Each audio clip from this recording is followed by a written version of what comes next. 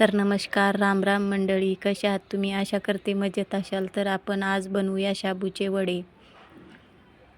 तर त्याच्यासाठी मी शाबू भिजू घातला होता 4 तास. तर 4 तास शाबू भिजल्यावर असा छान असा भिजलेला आहे शाबू. तर मस्त असा आज मिस्टरांचा उपवास होता शनिवार. तर शनिवारचा उपवास असल्यामुळे आणि दर शनिवारी उपवास असते त्यांना. तर मी हमेशा शाबूच करते. तर सारखं सारखं शाबू खाऊन पण त्यांनी कंटाळून जातात. म्हणून मी आज म्हणले की शाबूचे वडे बनवूया.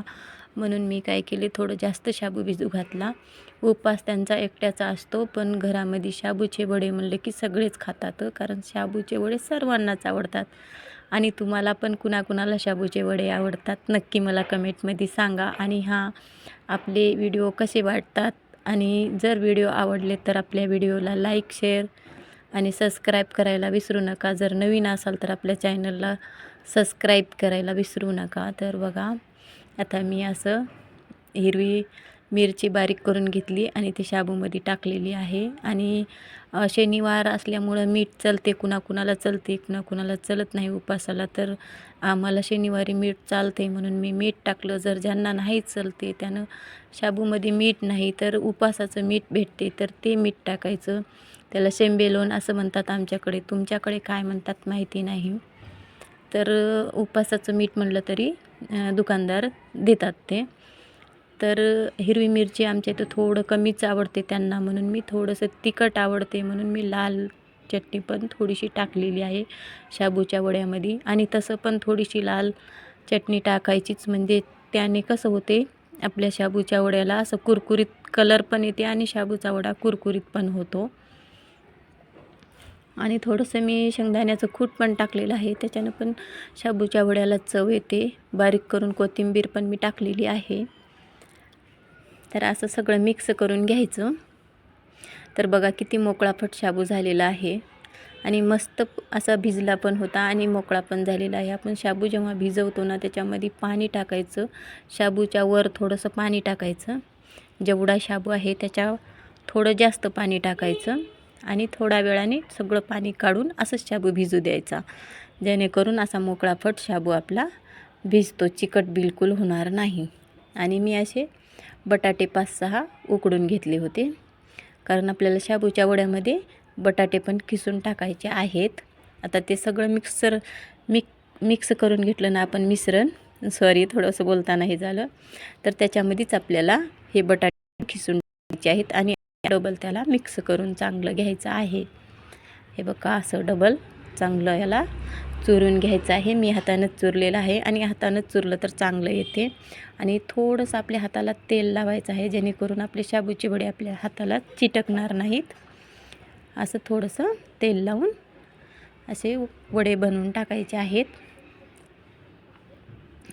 तर बघा, आता मी असे वडे बनवलेले आहेत.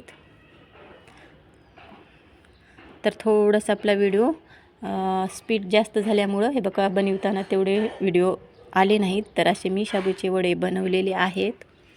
आणि आता तेल तापून घेऊया आपण. आणि तेल पहिल्यांदा तापताना जास्त गॅस फुल करायचा, म्हणजे थोडंसं तेल आपण कढईत ठेवले त्यावेळेसच गॅसची फ्लेम थोडीशी जास्त ठेवायची आणि पुन्हा थोडंसं बारीकच करायची. आणि फुल गॅसवर आपले शाबूचे वडे तळायला गेलं तर कसं होतात, आपले वरचे वडे करपून जातात आणि आतमध्ये कच्चेच राहतात. म्हणून बारीक फ्लेमवर आपल्याला वडे तळून घ्यायचे आहेत. तर बघा, असं गॅस माझा तेवढा फुल नाही, बारीकच मिडियमवरच केलेला आहे मी. आणि आता मी वडे तळून घेत आहे. तर हे बघा, असे मस्त कुरकुरीत असे वडे तळलेले आहेत माझे. बारीक गॅसवर जर आपण वडे तळून घेतले तर असे कुरकुरीत वडे तळले जातील. आणि गॅस जर मोठा ठेवला तर वरून करपतील आणि मध्ये कच्चेच राहतील. तर बघा कसं आहे, माझा थोडासा झाऱ्या मोठा असल्यामुळे मी चम्मचने पलटून घेत आहे वड्याला. तुम्ही तसं करू नका, नाहीतर आपलं जे तेल आहे ते आपल्याला पोळण्याची शक्यता असते. म्हणून अशा झाऱ्यानेच आपण आपले वडे पलटून घ्यायचे आहेत.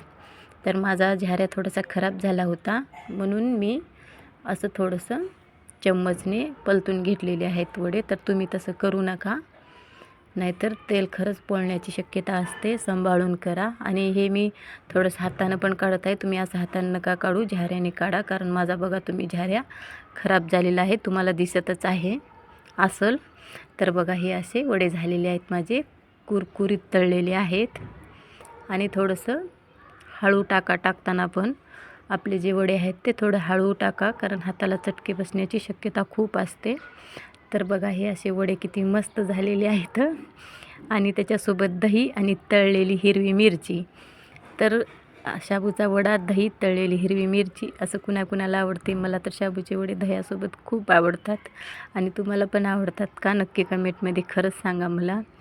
तर बघा आता कसा आपला शाबूचा वडा झालेला आहे. बघा मध्येपर्यंत किती छान असा तळलेला आहे आणि एकदम कुरकुरीत झालेला आहे. हे बघा एकदम मस्त असा झालेला आहे. तर असं दह्यासोबत आता हे खूप मस्त असा लागते. हे बघा, या तर तुम्ही पण शाबूचे वडे खायला. Ta-ta bye bye. आणि हो, चॅनलला सबस्क्राईब, लाईक, शेअर करायला विसरू नका. तर या शाबूचे वडे खायला. खूप मस्त असे झालेले आहेत.